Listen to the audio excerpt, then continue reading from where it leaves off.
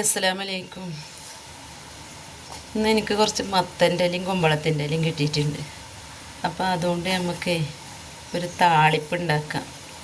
അപ്പോൾ അതെങ്ങനെ ഉണ്ടാക്കണമെന്ന് നോക്കാം. ഇലയുടെ ഉള്ളും പുറമൊക്കെ നല്ലോണം നോക്കണം കേട്ടോ. വല്ല കീടങ്ങളൊക്കെ ഉണ്ടാവും. എന്നിട്ട് ഇതിങ്ങനെ പിച്ചിടുക. കുറച്ച് മത്തൻ്റെ ഇലയും കുറച്ച് കുമ്പളത്തിൻ്റെ ഇലയും. ഇത് മത്തന രണ്ട് വശം നോക്കിയിട്ട് ഇങ്ങനെ ചീന്തിയെടുക്കുക.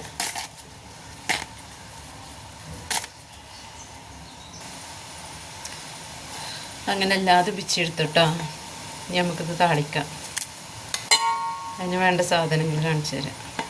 ഇതിന് വേണ്ട സാധനങ്ങൾ: ചെറിയ ഉള്ളി 5 ചതച്ചത്, 2 വെള്ളുള്ളിയുടെ അല്ലി, ഒരു 4 പച്ചമുളകും. ഒരു പാത്രം അടുപ്പത്ത് വെച്ചിട്ടുണ്ട് കേട്ടോ. ഉള്ളി വഴന്ന് വന്നതിലേക്ക് കുറച്ച് കഞ്ഞിയുടെ വെള്ളം പച്ചവെള്ളം പാടെ പാർന്ന് കുറച്ച് ഉപ്പ് ഇട്ടിട്ട് ഞാൻ നന്നായി തിളക്കട്ടെ. ഇത് നന്നായി തിളച്ച് വന്നിക്കണം കേട്ടോ. ഇനി നമുക്ക് കഴുകി വൃത്തിയാക്കി വെച്ച് ഇല ഇട്ട് കൊടുക്കാം. നല്ലോണം കഴുകണം. മണ്ണൊക്കെ ഉണ്ടോ നോക്കണം കേട്ടോ. പുഴുക്കളോ എന്തെങ്കിലുമൊക്കെ ഉണ്ടോ നോക്കിയതിന് ശേഷം ഇതൊന്ന് മൂടി വെച്ചെടുക്കുക.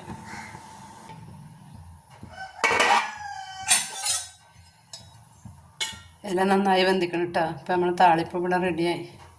ഇനി മത്തൻ്റെ ഇലയും കുമ്പളത്തിൻ്റെ ഇലയൊക്കെ കിട്ടുമ്പോഴേ ഇങ്ങനെ ഉണ്ടാക്കി നോക്കി. ഇപ്പോൾ കർക്കിടക മാസമല്ലേ, മത്തൻ്റെ ഇലയും കുമ്പളത്തിൻ്റെ ഇലയൊക്കെ കഴിക്കണം. എൻ്റെ ചാനൽ ആദ്യമായിട്ട് കാണുന്നവരുണ്ടെങ്കിലേ സബ്സ്ക്രൈബ് ചെയ്യുക, ലൈക്ക് ചെയ്യുക, ഷെയർ ചെയ്യുക, കമൻറ്റ് ചെയ്യുക. ഞാൻ അടുത്തൊരു വീഡിയോ ആയിട്ട് വരാം.